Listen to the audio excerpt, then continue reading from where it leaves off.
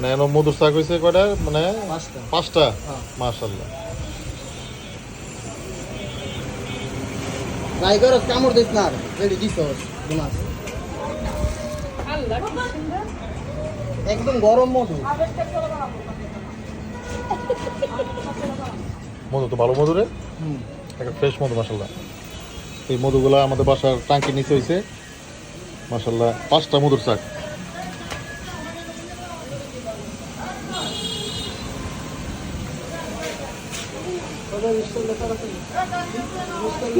মাশাআল্লাহ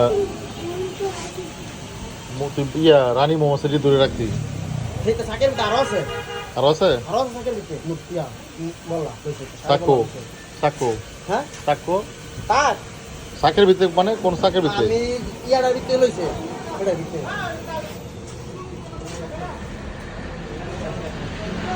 মাশাআল্লাহ ভালো হয়েছে তো